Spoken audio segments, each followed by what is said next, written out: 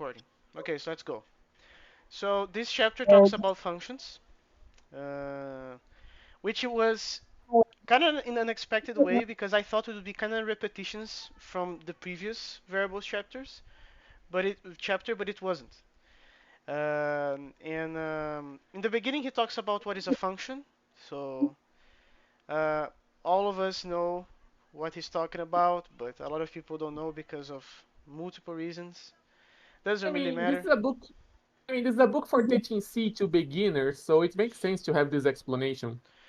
I would say even further, it makes sense to explain this even if it was not a beginner's learning C book. This discussion of what is a function is what makes functional programming overall hard, is because people have a very strong bias of what it is, which is natural if you already know how to do programming before you encounter the paradigm. So it's always great and refreshing to see that this discussion being done. That's like what Edu and I would do in the first two lessons. We say this a lot of time, many times. This. Yeah. Of course, that he's doing some jumps, like in less than, I don't know, maybe 5 minutes of reading, he already mentions lambda calculus and stuff like that. So that's not how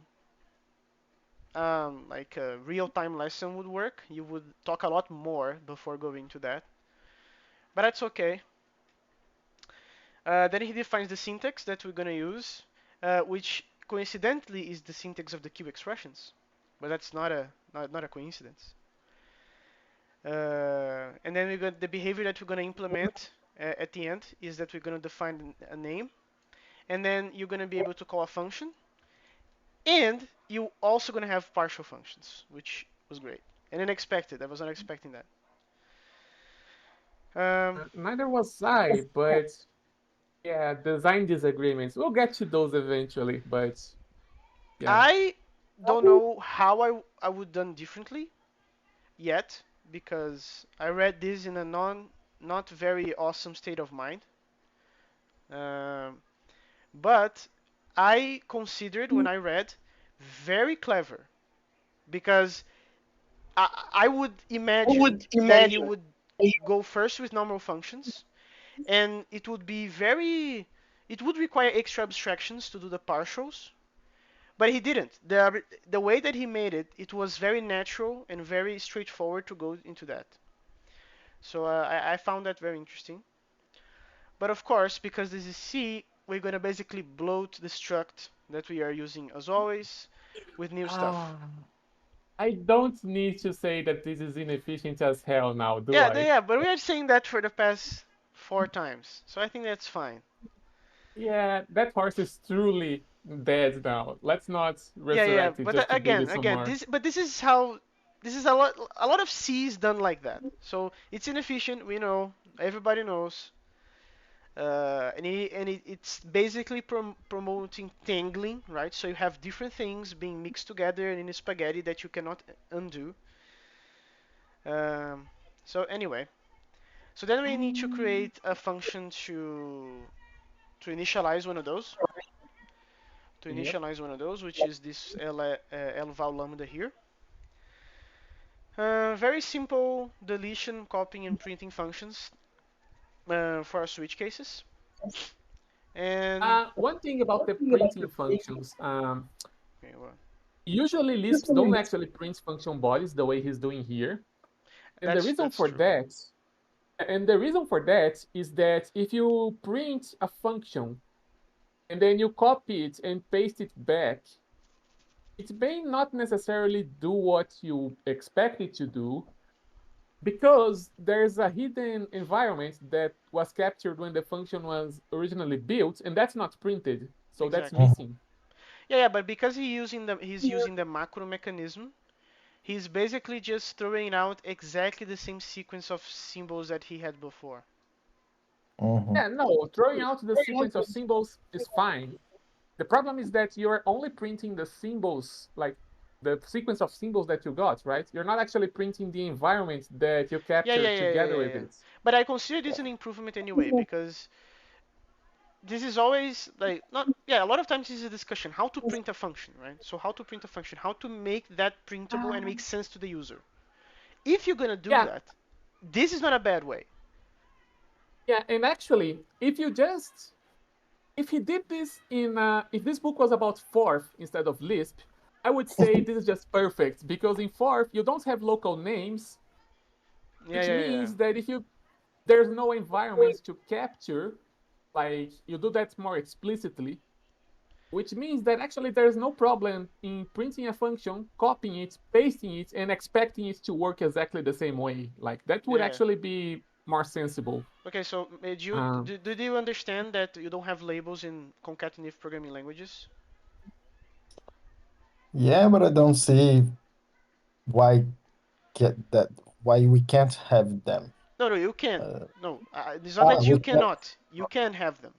And as I already told Marinho, I think twice, we do that because labels are great, right? Of course. Uh, um, and but his argument is that without them, you have very cool, nice things like automated, like natural function composition, right? Because if you have arguments on a stack, and then you call a function, and then you call a function again, this is already composing them because the intermediary results have already a natural place to sit, which is the stack.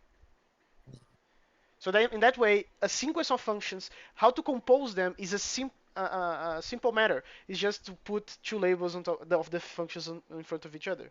It's fine. But that it is um, putting overhead on your head because now you need to keep track of all of that. Mind you, I'm not strictly opposed to having labels in a concatenative language as long as they are implemented as syntactic sugar. Sure, fine.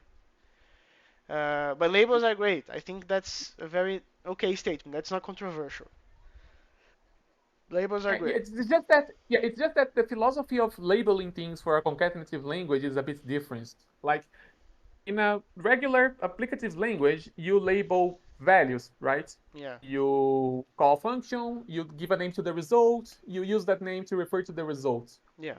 For a concatenative language, the philosophy is that you don't name values, you name code.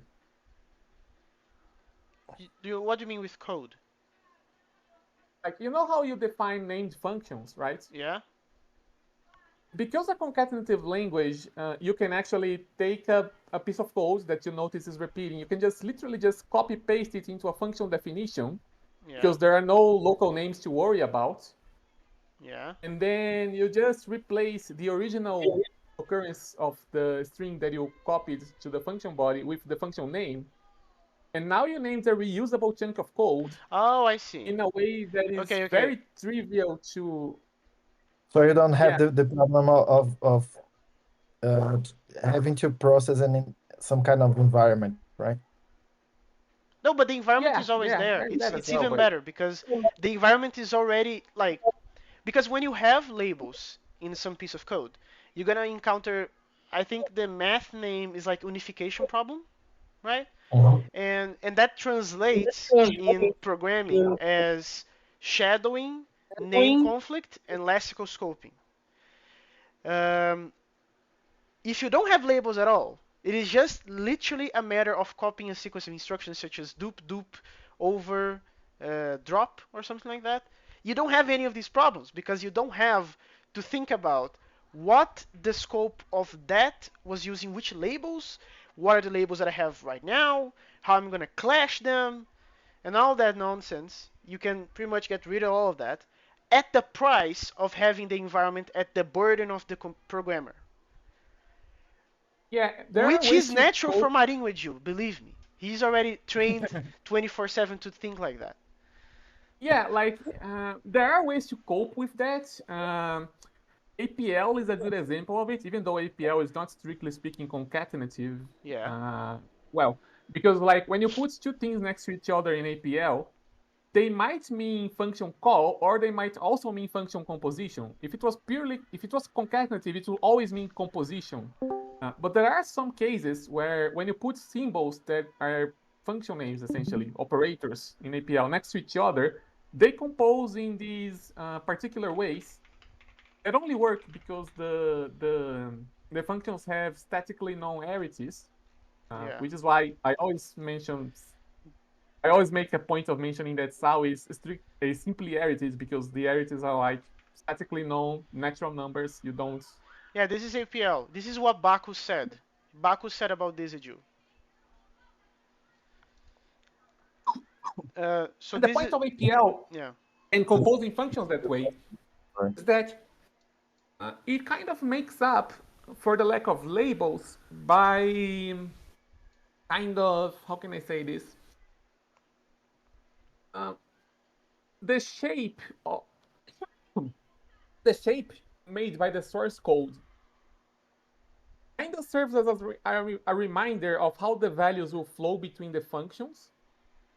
Yeah. So You if need to you get get trained to that. used, yeah, if you get used to how the functions compose, you can actually do a lot without using a single local name. Yeah, if you want to Um, learn more about that, I'm of course gonna plug this in because why not? You can watch this very great, not this one. You can watch this very great video here, 12, in which one of our friends does a very fairly complicated function composition in, I don't know, maybe 15 symbols in APL because how they compose. So this is what Bacchus was talking about, Jill, that you have like very powerful combinators, combining forms, and he said in the paper that APL was on the right track. And I don't know about the usability in terms of like what the learning curve seems steep because you need Mm-hmm. to uh, remember how the each learning curve, symbol yeah, compose. the learning curve for APL is kind of like the problem is that you have single character names for basically every operator, and that's a pain to remember, right? Yeah. But there's nothing that prevents you from building a function that has composition rules similar to APL, but with like actual words for the operator names. No, of course, of course. The how succinct it is. It is because it is short because each function is a single symbol.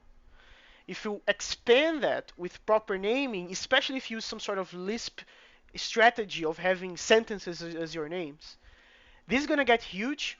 But you can try to mimic the composition rules, which is out of this world. What Leandro explained in this video was really mind blowing the first time, because Yeah. this line is doing like One, 30 Haskell lines. This. So that's amusing. I think we yeah, diverge here. we did. We totally did. But it was an interesting diversion, I think. Yeah. So we were talking about labels. That's what we diverged. Anyway, so let's go back to the book now.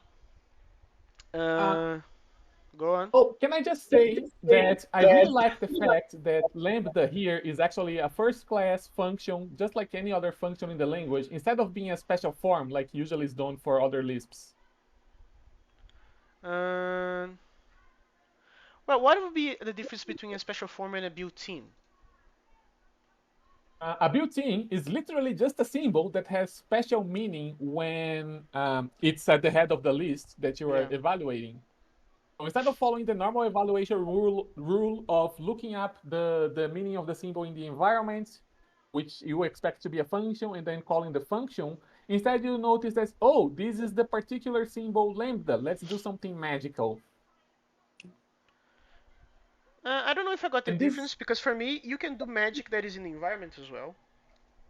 the difference is that because it's a special symbol that has special meaning when it's at the beginning of the list, you can't put it in a data structure, you can't pass it as an argument to a function, you can't return it from a function, because you're just returning the symbol lambda instead of an actual function that you can call and do something with.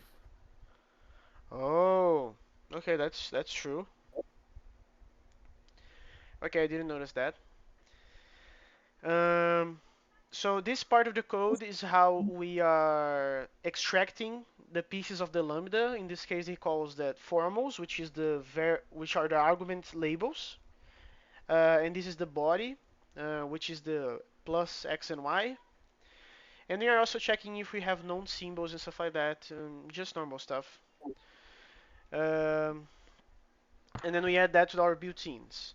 Then he explains about the parent environment, which is the idea, very common idea if you ever made a programming language, which is that um, you would like to be able to use previously defined labels in your function bodies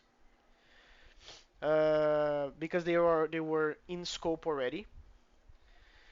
And then he calls this the parent environment, which basically means that the environment now has a parent, so now this is recursive, and it Mm-hmm. starts as null, which is okay. And then that's the thing. If you start doing a lookup in a particular environment and you don't find it, instead of exploding immediately, you're gonna just go to the parent and you're gonna keep up the chain until you don't have more parents. Mm-hmm. Uh, Right? Before. Sorry? Right? He was not doing that before, right? No, he was not doing Before. that before because before we didn't have the necessity of looking further than the local environment. Yeah, because there was only the one environment where there was the The, symbols that he defines as a prelude, essentially, yeah. and there Yeah. was no name, no way to define new names in the language yet. But Oh, now yeah, yeah, there is. yeah, yeah, yeah, Yeah, yeah, but now I'm wondering. So every single variable that he defined in chapter 11, all of them were global. There was only one environment, and that was used in the top level, and there was no names, no way to make a local environment. So yes, technically they were all global. Oh, okay. I should have noticed that for in the previous chapter, but okay. Cool. Uh, 1 second. Deixa eu aqui.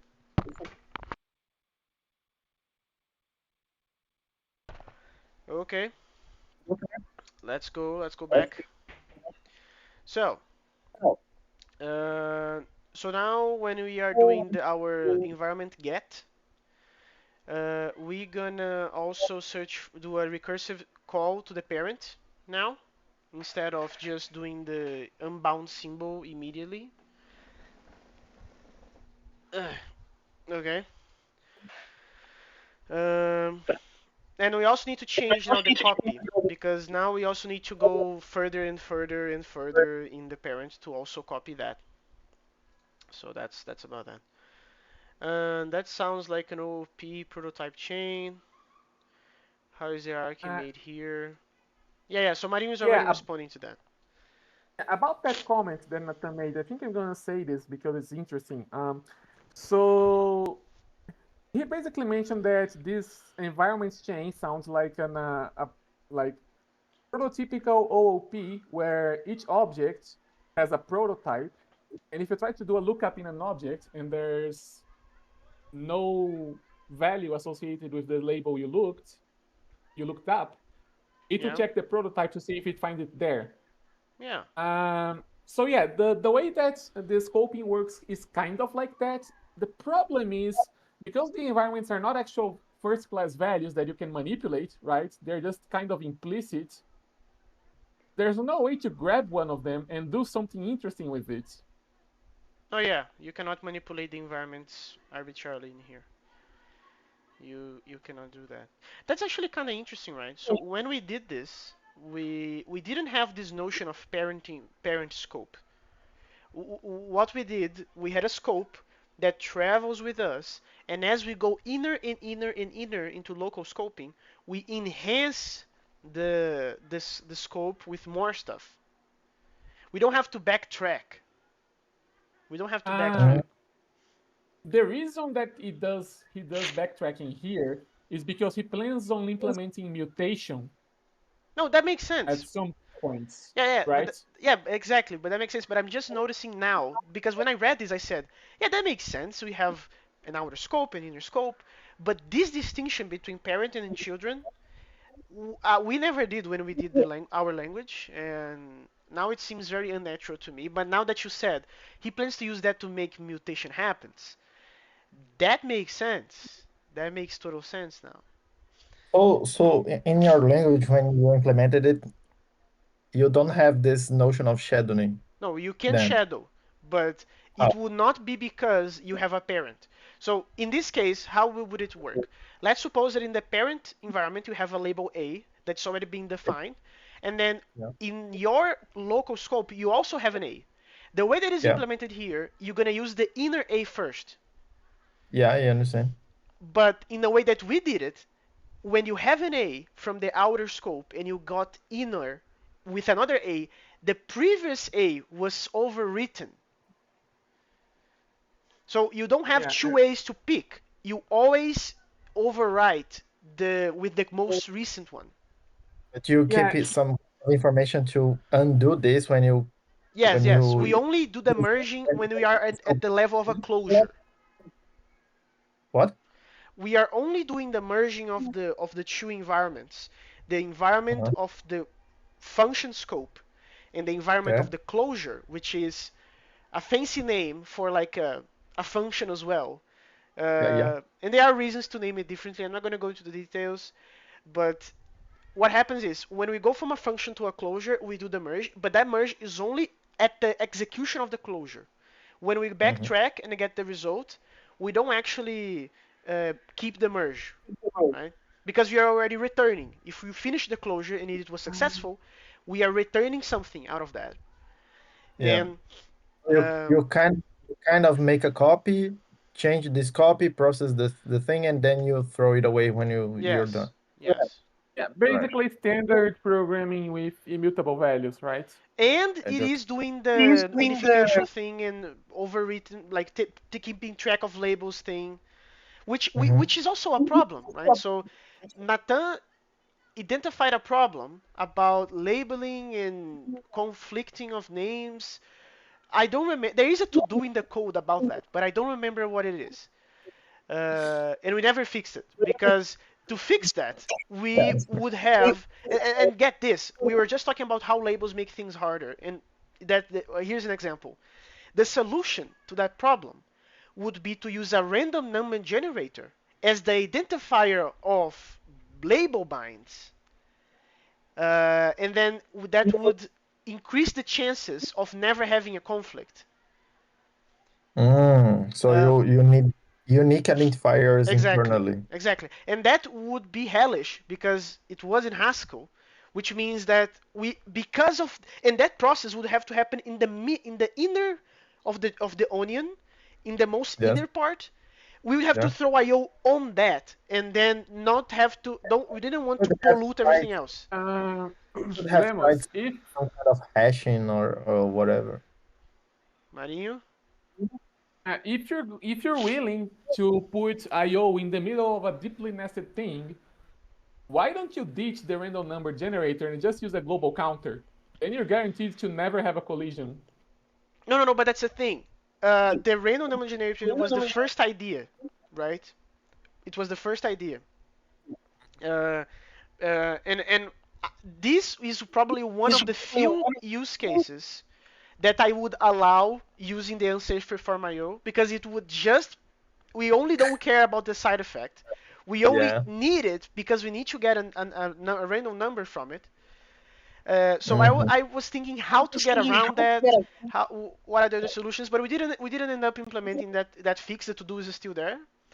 But just to give a glimpse of what labels cause, like imagine a rainbow, like what labels cause, like it gets SpongeBob. crazy. It gets crazy. Ah, boy. And that's the thing. It took me so much time to understand what Nathan was talking about. And it took me more time to understand, oh, we need to fix this because otherwise the shadow will break and things will go hell. And yeah, labels. Ah. Anyway, so this is how we are copying stuff, and we are copying. We need to do more stuff because now we have parent environments. So now we need to copy more stuff. So Uh, he thought this is right? Yeah. and this um, Yeah, length now this def. now this is the part where I said, yeah, okay, this is kind of sus. I disagree with this design decision. So he basically says, okay, there are two ways we could define a variable now. Either we could define it in the local innermost environment, Yeah. or we could define it in the global outermost environment. Yeah. We will add functions to do both. And I actually Yeah. disagree with that Yeah, but don't because you agree that this is like premeditating mutation for like variables in atoms and stuff like that? I'm not against mutation per se. I'm against non-local mutations that this allows to do. Yeah, I am also not against local mutation, but I'm saying Um, it kind of makes sense that he does introduce this right now because if we're gonna go all the way to having closure atoms, which is basically references, why uh, not? the problem, the problem here is the following: if you have a closure atom, like an actual reference, an object that is explicitly there to be mutable, and you pass Yeah, it around, and you can dereference it, and you can mutate it, yeah, that's actually a local mutation because the object is right there and you're just poking it. Like it's you can see it. It's in your face. It can cause problems if it gets aliased. That is, if someone else gets another reference to the same mutable cell, yeah. because now any mutation you do there will be non-local. It will also affect the alias, Yeah, right? yeah. But when you have an explicit mutable cell, that's relatively easy to avoid because you just have to be careful about not giving the same objects to two things at the same time, for instance.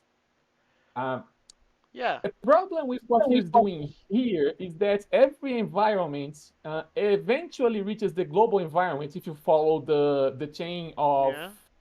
of ancestors, right? Yeah. This means that from any environment, you can effectively mutate every environment. Can you see the problem Oh, here? yeah, that's true, right? Oh boy. Okay, so did you get it? No, Okay, so of course not. let me try to explain. So by allowing, oh man, that's a problem. That can go bad. Okay, so here's the thing. You can, from a very specific local scope, you have access to greater scopes. Mm-hmm. Does that sound bad to you already? It, Imagine. it We sounds have. dan- it sounds dangerous, but I don't see how someone can fiddle with this. I It's don't very see easy, any. man. It's very easy. If you have knowledge of a global variable, well, not global, but an outer, more, an outer Mhm, scope mutable variable, for instance, that is mhm, living and using and being used to communicate different functions across different places, all that C nonsense. You can, from a very small scope, break that because you can access this type of stuff if you have the knowledge. access This, with Actually, you don't. this parenting relation, right? Yeah, you actually don't even need to have the knowledge. He literally just gave you the tools to break the world. He just said we will add functions to do both. no, no, no, no. But you And need by to both know, he yes, means Marin, because it doesn't matter if I give you the tools to break the world, but you don't know what is within in there. What are the buttons to so you can play it and destroy the world? You need to know. there's a very easy one to mess around with and break literally everything. Do you know what it is? It's Go for it. backslash. It's No, no. But you're saying specifically, like a specific path, right? That dev slash. Is No, that, no, is no, that no, what you're no. talking about? I mean backslash in the sense of the lambda operator. You can Oh just yeah. from Oh yeah. You can break the lambda. You can break the lambda. That's true. That's true.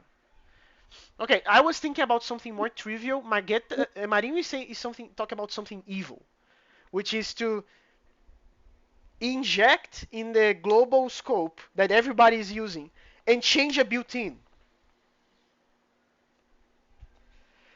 Uh, so you are allowing, basically, you have a leak in here. This is basically the complete opposite of whatever people say encapsulation is. This is the complete and diametric opposite of that because you are allowing very non-related things in other places of the code, in other, maybe even different teams, you are allowing them to mess around with your crap by allowing people to traverse between scopes until they reach the global scope in which is what everybody is living on. So that's dangerous AF. That's a really big red flag. I didn't think of that because And my I that just initial don't see, instinct is not to think just people are don't see evil, but how Marinho this is could right. be done. I just don't see how this could be done in practice. Oh, how could it be done?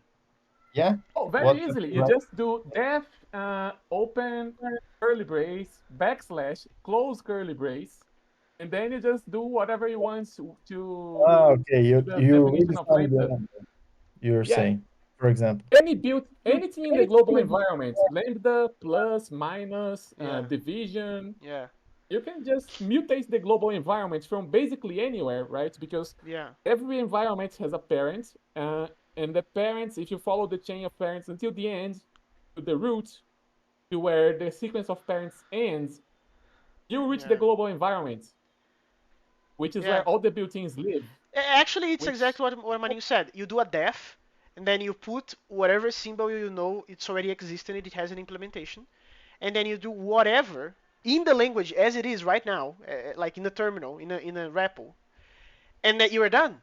And then why that's going to work? Because if it will go the chain reaction until it reaches the outer one, and it will immediately override everything.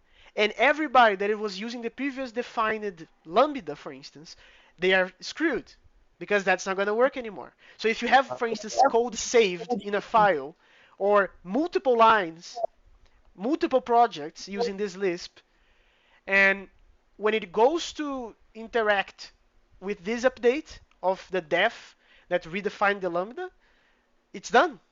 Nothing's going to work. Now I believe I see it. Now I believe I see it. You're saying that you can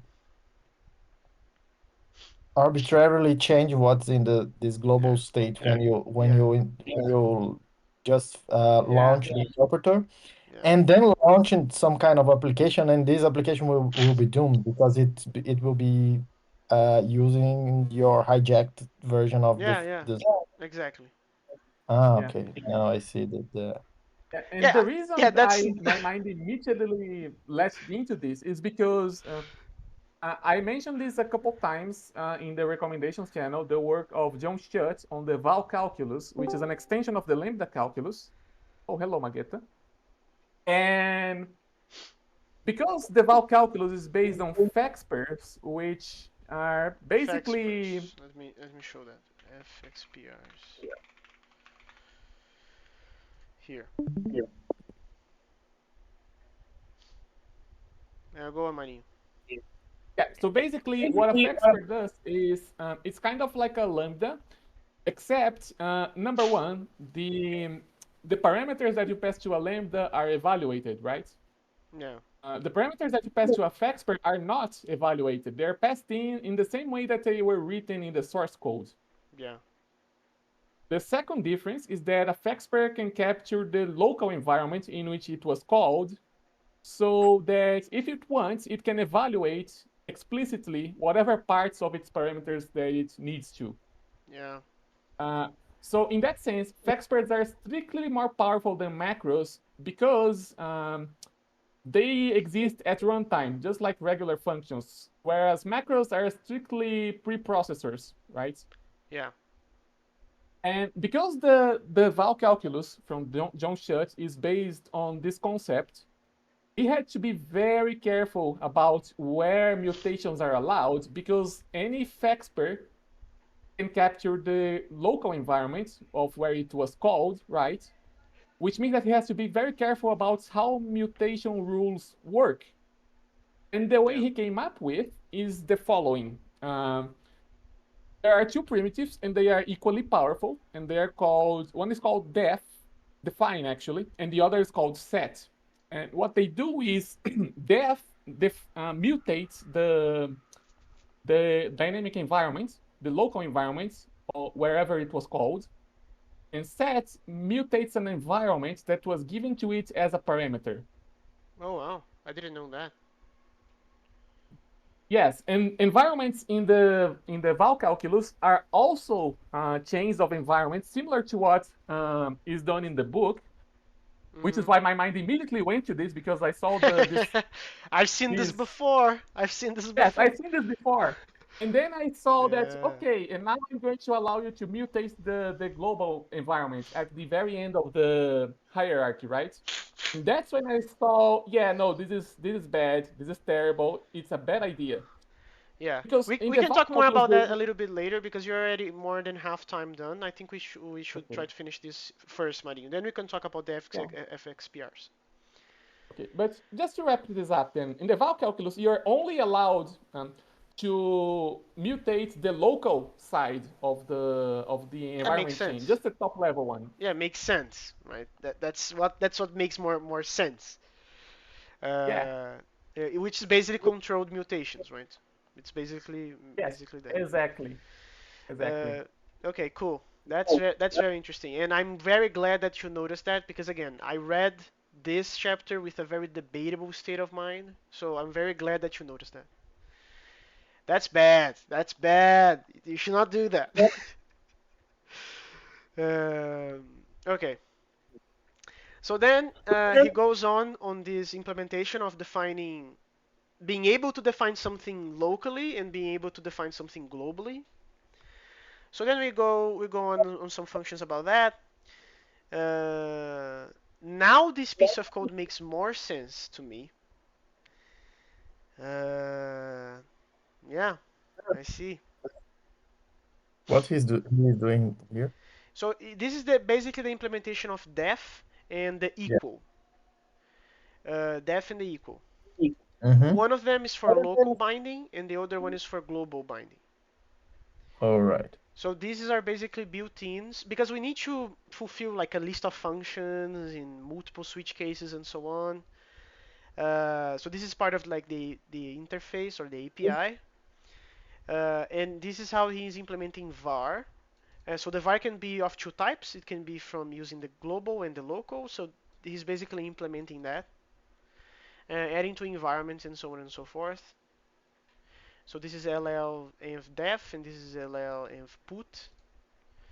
I believe we were using already one of them, maybe the put, and now we have the def as well, basically. Uh, yeah, the way he implemented this, apparently, according to the what he's written, is actually a pretty nice code we use. A def is simply a put, except before executing it, we just follow the chain Yeah, of parents. yeah, makes sense. Because we want to go to the most outer one. But it's terrible because it's code we use being employed intelligently for a very bad purpose. Yeah, yeah, yeah. But again, we need to remember the var from JavaScript, man. This is very like this, so it's fine. It's fine if you want to do that. I'm not saying you should do that, but it's exactly what you said. Debatable purpose, intelligent code. Debatable. Let's go on. So now we're gonna go to function calling. So this is where it's starts to get very interesting because again, we're gonna go vanilla implementation of user-defined functions with partial application from the start, which is awesome. Um, so the way that he's doing that is basically uh, uh, assign. Oh wait, so he's binding the argument because this is a function application, right? So we have the abstraction on the left, and we have the arguments on the right, and we need to Mm-hmm. map. We need to bind one to the other and put that in an environment. Put that in an environment Mm-hmm. and evaluate it. So would be a stage in which we have a closure. Mm-hmm. And again, this is just fancy naming. That's fine. I always get confused when we have functions and closures. We talked to so much about this before. Anyway, Sorry, may I see the code again? yes. Is he Yeah, this just is he creates a new environment with just the oh no, it's No, he already one. receives the environment here, Yes. Of Then he is course. doing the function as well. He's also receiving the function. In So the so this is the outer environment in which this function is contained. yeah. Okay. Actually, Then this is the current environment at the point of the call. It's a yes, slightly yes, yes. different thing. It is the other perspective. Marim is right. So this is the current, and this is where we want to go. Like temporarily, we're gonna go there, do our things, and then go back. And he And creates a new thing. yeah, so he's basically doing the bindings, and then here he's saying the environment in within the environment of this function, the parent is the current environment. Mm-hmm. Wait. He's putting that in the call, not in the lambda. No, he's Yeah, it's preparing to call the lambda, I think. I don't know, but he's putting the current environment as the parent of the lambda's environments. Yeah. That's dynamic scoping. That's also bad Wait, why is that dynamic scoping? because the E The because the E. E is the environment at the point of the call, not the environment when the function was built. exactly. Wait, repeat the last part. It was what? When you build a when you build a function, when you call lambda whatever, Yeah. there's a dynamic environment at that point. Yeah. Mm-hmm. If the Lisp was lexically scoped, it would capture that environment, stuff it in the body of the lambda Yes. alongside the definition of the body and the arguments list, Yes. and then return you these objects containing the arguments, the body definition, and the environment that got captured. That's lexical scoping. Yes. Mm-hmm. What he's doing here is there's the current environment that of at whatever point in the code that we are currently executing, that's E. Yeah. The F is the function we're calling, and the A is the arguments list, right? Mm-hmm. Yes. What he's doing is there was an environment that he captured back when he built the function, but he's changing its parents to be the dynamic environment. Yeah. Well, At I the mean, at the code I side, right? mean, I think you're right, but in this sense, wouldn't this environment be the same by construction? Like, I'm not getting. I don't think I understand No, what is the difference that we are no, creating by because adding this line Uh, in this he case. won't. no, because He's saying if you that can you can capture the environment at the time of the function definition, and which is not what's happening here, and you can capture the environment at the call site, which is what's happening here. But this is the parent environment. Go on, Marinho. yes, there's the there's the environment immediately around the lambda when it Yeah. was built. Yeah. And there's the parent of that where it's going to look up whatever variables are free in the environment where the lambda was built, right? Yes. In lexical scoping, you would reason by looking at the source code. Okay, this lambda was built here, Yeah. which means it has access to these variables, which I can see are in outer scopes from where the function was constructed. Yes.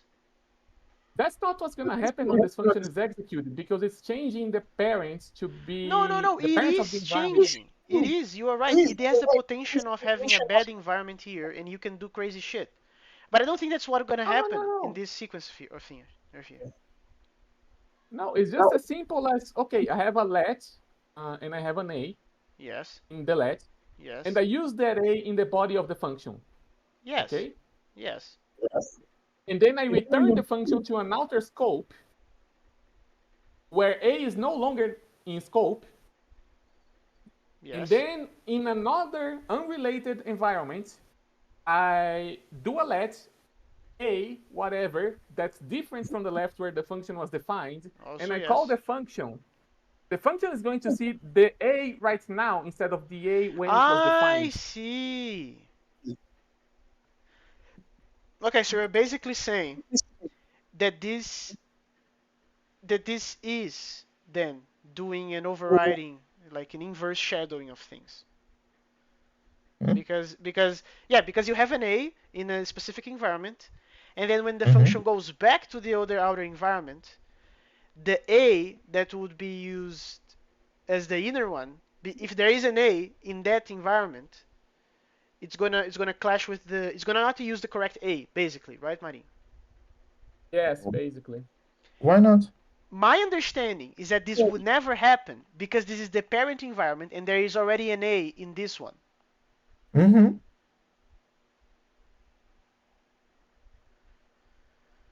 No, There's but it's already an A changing the there. chain.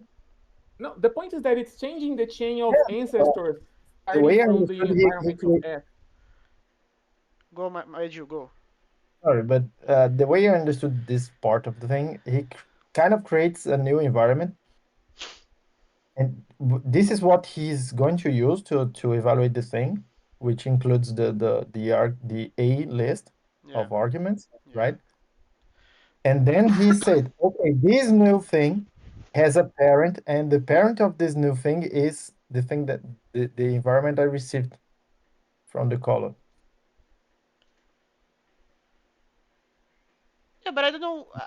Maybe I am Maybe I'm misunderstanding misunderstanding. because what Marinho said is very Mm. bad if it's true. But Mm-hmm. in my interpretation of what's reading this code, this is not going to happen.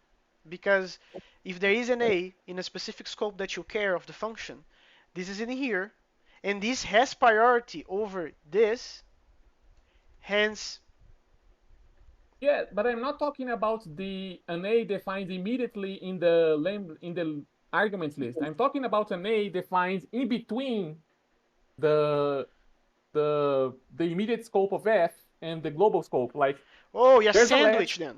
So there is Yeah. the here, the inner, a middle, and then a global. Yes, the A is defined in the Ah, middle. ah. Because it's changing the parents Are of you the able, environment of F, are you able that to middle environment is going to be example? lost. Yes. Yes, I can try to explain to you what I think I understood. So what Marinho is talking about is you have a label being defined in an inner scope. No, not being Yeah. defined in an inner scope. In an inner scope, you are using something defined in what we're gonna call a mid scope, which is something in between the inner and the global scope. Mm. And what Marinho is saying is that doing this line here, you are basically allowing the possibility of um, getting the bindings of the mid scope lost, being overwritten by the outer one. Yeah.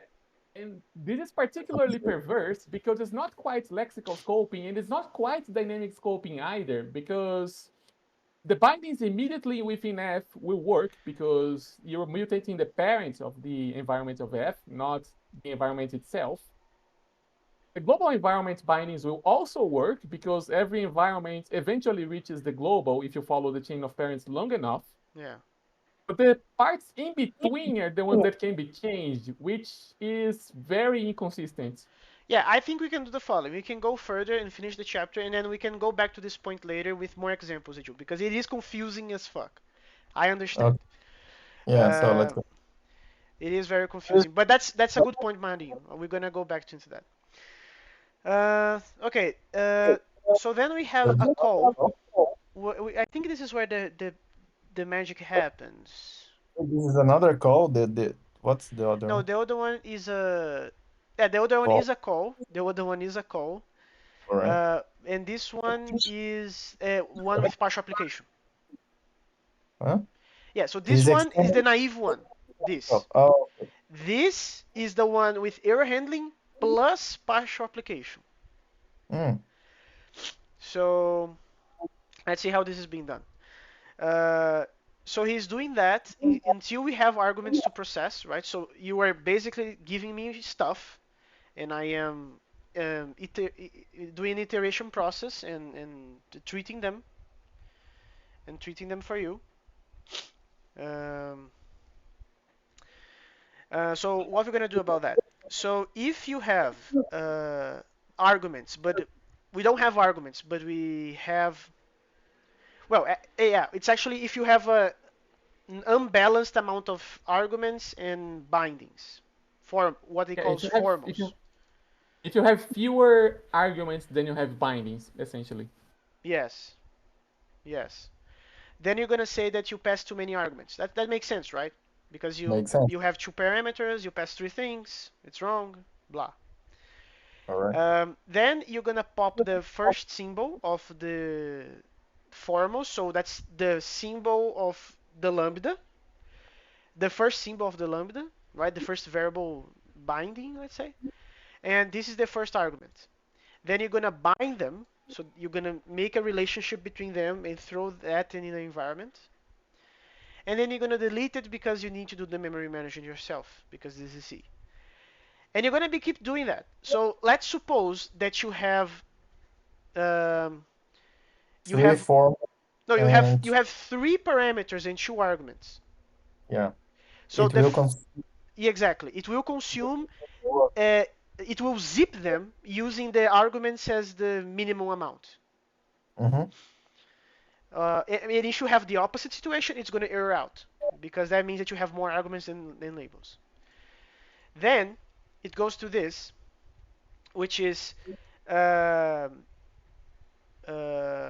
which is yeah, okay. So But if you don't have anything else to do, which means that you already utilized all your labels in the lambda, then you're going to do evaluation. Otherwise, you're going to return a new function, mm, which is cool because that is basically I asked for three arguments, you gave me two, but instead of breaking or erroring out, I'm going to provide you a function requiring one argument. I'm so stupid. Okay, no, I. no, but that's But like that's this is like so this cool. tool. It's fine to not It's understand because it's C, so you have to bend your mind around that. yeah, no, no, no. It makes sense. All right. Okay. Uh, anyway, so what else comes next? First iterate, blah blah blah. Uh, this is updating if the type is different in a function. Okay, so this is basically enhancing more error handling. Oh, these are the Yeah, examples. right, These are great. right. Because like before now, yeah, before now you didn't have a proper function type that the user could define. You only had built-ins. Now he's Yes, adding yes, yes. the ability to actually call Yes, yes, the yes, yes, yes. user-defined functions. Yes, yes. So this is error handling for the user-defined functions. Yes. And if you don't have any error, you just do a call, basically. So okay, so here's where this is where it gets cool because you define a user-defined function, which again I need to emphasize this. He is utilizing the macro mechanism that he used two or three chapters ago. It's not really a macro mechanism. It's just a fancy way of doing quotation. I think he says that he's using Q expressions as his macro mechanism. I think he says that. And then he's calling a function, which is a little bit weird because you don't have parentheses, right? But it works. It works. And you can also partial apply them. And because his printing is basically utilizing using your code as data, you bind the 10, and then so this is 10, but you just replicate everything else. Yeah, So here's the but you here's see the what I deal. mean? Yeah, you see what I mean? Where he's not treating the environments. Yes, yes, yes. The x is still here, right? So these Yeah, seem I like just free variables. yeah. It is convenient that you can actually print a function and be able to tell it apart from another in a way that Yeah, makes that you can actually see with your own eyes. yeah. That's But it's missing some stuff it is missing basically. some stuff. Wait, Jill, so did you see that these x's they seem like free variables, Mm-hmm. but they aren't, which is a problem. Well, it's a problem visually. It's not Ah, now I see what you guys were discussing then. yeah. What So would the problem is that he is making it convenient to print functions. taxes are already bounded, but we can't Yeah, see this yeah, on yeah. this representation here. Yeah, he would need to do extra stuff in order to, and I think it would be very, um, it would have to break the mechanism that he designed to print because the printing would be much more complicated. Oh yeah. Yeah, the printing would have to do variable substitution. Yeah, Uh, I imagine can that. I can see why he didn't do it, but it still is mildly annoying. Yeah, yeah.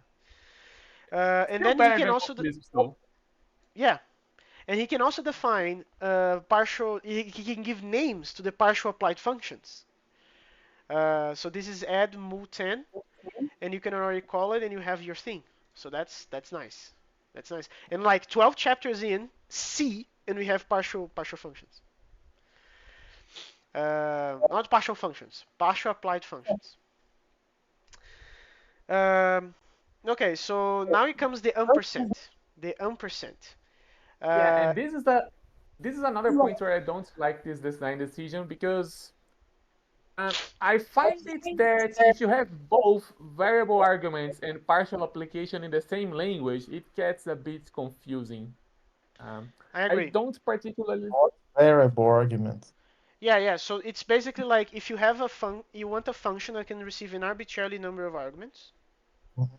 So Yeah, in C, it's the three dots, right? Oh, I hate those three dots. Yeah, yeah, no, no. But in here, at least they have a name. You don't have to access a global magical macro to use that. So you can actually, what he's basically proposing is basically to everything that comes after the ampersand is going to go into a list. So that's Uh, already a given, and this is the name of that. all right. This is the Okay. name of that. So what Marinho is yeah, saying is that if you have a partial apply, like by default partial applied function, but it supports variadic arguments, that's a little weird because you're not gonna be able to immediately tell what's gonna happen. Like if you Mm, look at a function call, you don't really know if is that expecting a potential infinite list of arguments or is this like partial applied? It's kind of confusing. I agree. And mhm, I never use the Lisp that has both by default. mhm. Usually you have to explicitly do the partial application. Racket, Common Lisp, probably eLisp as well. yeah. The Closure, reason the reason you have to do the partial application explicitly is because the functions are not necessarily pure, which means yeah, you can have a function that takes no arguments and produces a value out of thin air. For instance, I don't yeah, know, read from standard inputs, for example. yeah, So you need to be able to call functions without arguments, which means that now yeah, there's a difference from the bare symbol denoting a function and the bare symbol wrapped in parentheses denoting a call with no arguments. yeah, And that doesn't mesh very well with partial application. yeah. But he's gonna do that anyway. So what he's doing is basically parsing after parsing the ampersand. He's gonna treat whatever comes after. Um, so this is basically checking if after the ampersand you have a label. Uh, should And be only bound one to label. That's important. what? It's checking that you have a label and only one label. And only That's one. Yes, and only important. one. That's important. That's true. And then he's doing the binding of the and take a About look here. You see that he's using in the yeah, code the built-in list. Why? Because it's a given. You already know that. mhm. Okay. It's kind of a special case. Yeah, it is a special treatment. Uh, it is a special treatment. Which, by the way, using this would have been so much easier, you guys, because we did this, but without the ampersand, and that was kind of bad. I have bad memories of that of implementing that. So But what they do instead is because you can have improper lists, you just do a dotted pair at the end, and that's your variadic argument. Yeah. Okay. Okay. So check to ensure that this is not. So this is basically you're checking, but deleting the ampersand after it's not needed anymore. Uh, Pop next symbol. Oh yeah. So this is creating an empty list by default, right?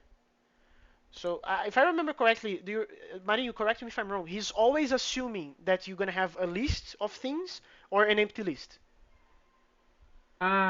He's assuming, let's see. Yeah, if you reach the ampersand, that means you reach the part where the function is variadic, which means Yeah. that technically you don't need any more arguments. So if there are no more arguments, he's just going to pass the empty list. Yeah. Okay. Okay. This is the end. So we are just finishing the hour. That's great. In which in which he started to do a little playground of self-hosting, which was unexpected as well. So he's saying that what if we use our already constructed lambda to implement the lambda itself? Hmm? That sounds cool And because you're here he's using using a go yeah, man he's using a global mutation inside of a lambda, which, for a as good we purpose. established, yeah, but this is to make your life easier, not to completely break your system, right? Yes, So yes, yes. But again, be careful with that. But again, I need to emphasize that this is cool because he's basically doing examples of self-hosting without compilation, right? He's just basically doing interpretation. Um, so let's see. So he defines this thing, right? So is this the lambda itself? It passes the body directly to the lambda. yeah, it takes some args and a And the body, body, and yes. then it defines the head of the args to be a lambda, where the parameters are the tail of the args and the body is the body. Yeah, yeah. And this is the name of the function, right? The first of the args. The first of the args, yes. Yeah. So we can name this function something like fun by passing it to def as usual. So he basically made syntax sugar out of thin air. That's it. That's It's pretty not much it. all. He has a mechanism for defining names. Yeah, but Yeah, again, he he has a could have done mechanism. this multiple It's times, very but he nice said, because it's so simple, right? At the end. Yeah, he has a mechanism for defining names.